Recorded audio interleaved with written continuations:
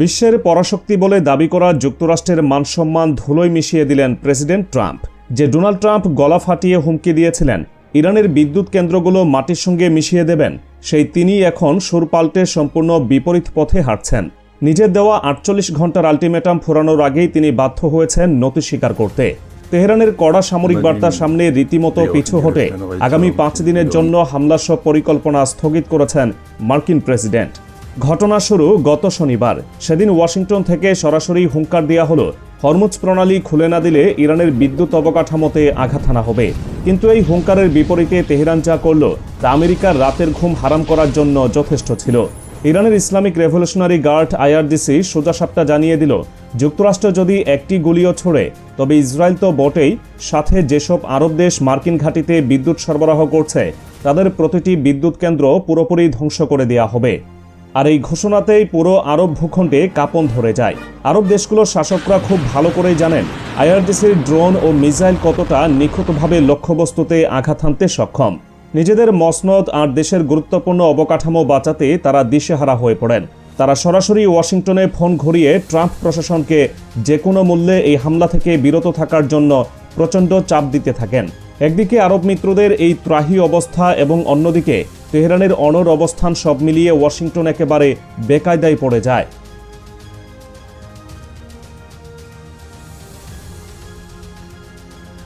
পরিস্থিতির ভয়াবহতা আঁচ করতে পেরে ট্রাম্প সোমবার তড়িঘড়ি করে ঘোষণা দিলেন হামলার পরিকল্পনা ৫ দিনের জন্য স্থগিত করা হলো।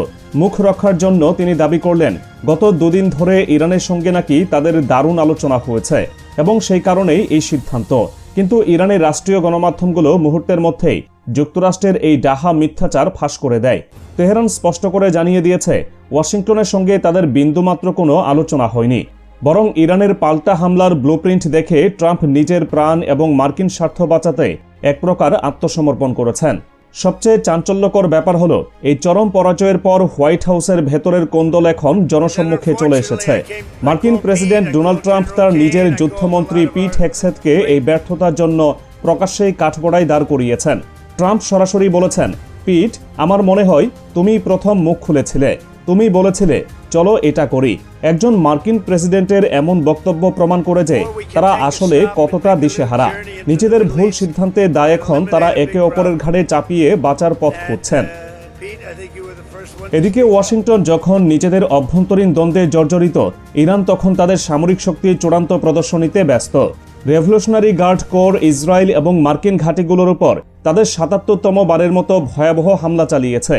ইরানের বার্তা সংস্থা তাসনিম থেকে দেওয়া আনুষ্ঠানিক বিবৃতিতে জানানো হয়েছে ইসরায়েলের উত্তর, কেন্দ্র এবং দক্ষিণাংশের কোনো জায়গায় এবার বাদ পড়েনি। হামলায় ব্যবহার করা হয়েছে অত্যাধুনিক সুপার হেভি এবং পয়েন্ট অ্যান্ড শুট সিস্টেম। সেই সঙ্গে ছিল খাইবার শেকান ব্যালিস্টিক ক্ষেপণাস্ত্র এবং ঝাঁকে ঝাঁকে ধ্বংসাত্মক কামিকাজের ড্রোন। খাইবার শেকান এমন একটি ব্যালিস্টিক ক্ষেপণাস্ত্র যা যে কোনো রাডারকে ফাঁকি দিয়ে শব্দের চেয়ে কয়েক গুণ বেশি গতিতে লক্ষ্যবস্তুতে আঘাত করতে পারে। ইসরায়েলের কোনো আকাশ প্রতিরক্ষা ব্যবস্থায় এই ক্ষেপণাস্ত্রের গতির সামনে টিকতে পারেনি। তাদের আকাশসীমা এখন পুরোপুরি উন্মুক্ত এবং অরক্ষিত।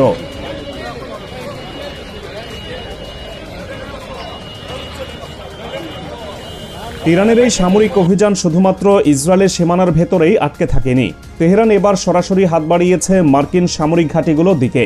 কুয়েতের আলী আল সালেম ঘাঁটি, সৌদি আরবের প্রিন্স সুলতান বিমান ঘাঁটি এবং সংযুক্ত আরব আমিরাতের আলদাফরা ঘাঁটিতে একযোগে আঘাত এনেছে ইরানের ড্রোন ও ক্ষেপণাস্ত্র ইউনিট। সবচেয়ে বড় আঘাতটা এসেছে প্রিন্স সুলতান বিমান ঘাঁটিতে। আইআরজিসির খাতামাল আম্বিয়া সদর দপ্তরের মুখপাত্র নিশ্চিত করেছেন সৌদি আরবে অবস্থিত যুক্তরাষ্ট্রের এই সামরিক সরঞ্জাম মোতায়েন ও অভিযান পরিচালনার কেন্দ্রে ব্যালিস্টিক ক্ষেপণাস্ত্র দিয়ে হামলা চালানো হয়েছে। এই ঘাঁটিতে মার্কিন সামরিক বাহিনীর অত্যন্ত গোপনীয় গোয়েন্দা বিমান মোতায়েন থাকে। ঠিক ওই নির্দিষ্ট জায়গায় নিখুঁতভাবে আঘাত করা হয়েছে। একই সঙ্গে বাহরাইনে অবস্থানরত যুক্তরাষ্ট্রের ৫ম নৌবহরকেও ছাড় দেয়নি রেভলিউশনারি গার্ড। সেখানেও ড্রোন এবং ক্ষেপণাস্ত্র আছড়ে পড়েছে। আমেরিকা বা ইসরায়েল নিজেদের এই ভয়াবহ ক্ষতির কথা স্বীকার করার সাহস পর্যন্ত পাচ্ছে না। বিশ্ববাসীর সামনে নিজেদের সামরিক ব্যর্থতা আড়াল করতে তারা পুরোপুরি মুখে কুলু পেটেছে। এতগুলো মার্কিন ঘাঁটি এবং ইসরায়েলি ভূখণ্ডে এমন ধ্বংসযজ্ঞ চালানোর পর যুক্তরাষ্ট্রের প্রতিক্রিয়া কি হতে পারে? ডোনাল্ড ট্রাম্প সিএনএনকে দেওয়া এক সাক্ষাৎকারে এমন এক প্রস্তাব দিয়েছেন যা শুনলে যে কারো চোখ কপালে উঠবে। তিনি হরমুজ প্রণালী নিয়ে ইরানের সর্বোচ্চ নেতার সঙ্গে ক্ষমতা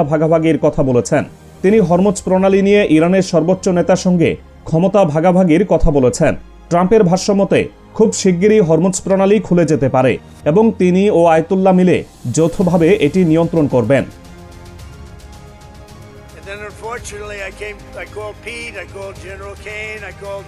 যে যুক্তরাষ্ট্র একদিন আগেও এই প্রণালী খোলার জন্য হামলার হুমকি দিচ্ছিল, তারাই এখন তেহরানের কাছে অংশীদারিত্বের প্রস্তাব দিচ্ছে। মার্কিন ও ইসরায়েলি আগ্রাসনের সরাসরি প্রতিবাদ হিসেবে ইরান এই জলপথ বন্ধ করে দিয়েছিল, যার ফলে পশ্চিমা অর্থনীতিতে ধস নেমেছে।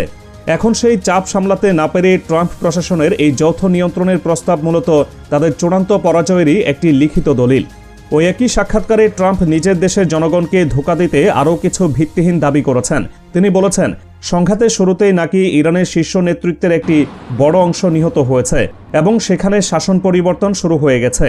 তিনি আরও দাবি করেন, তারা কিছু যুক্তিবাদী ও দৃঢ় ব্যক্তির সঙ্গে কথা বলছেন, কিন্তু ট্রাম্পের এই বানোয়াট কথার জবাব আইআরজিসি খুব স্পষ্ট ভাষায় দিয়েছে।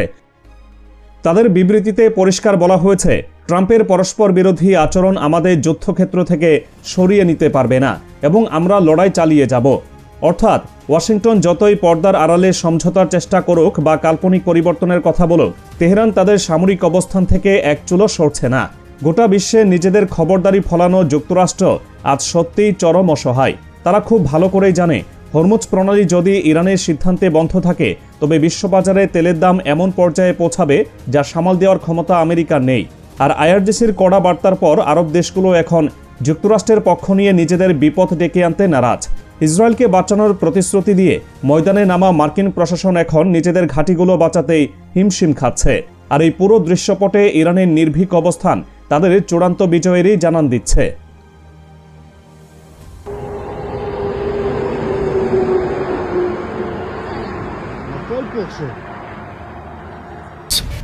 To ANGSC 52B satellite communications terminals.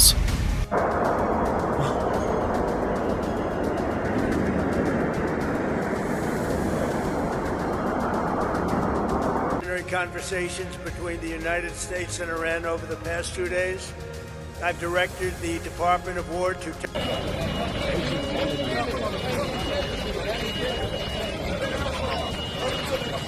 We are currently at one of the impact locations here in Ramat Gan. You can just see the absolute devastation. Actually, you have to wear protective gear here in case something from one of these buildings destroyed. All of the debris fell on top of it.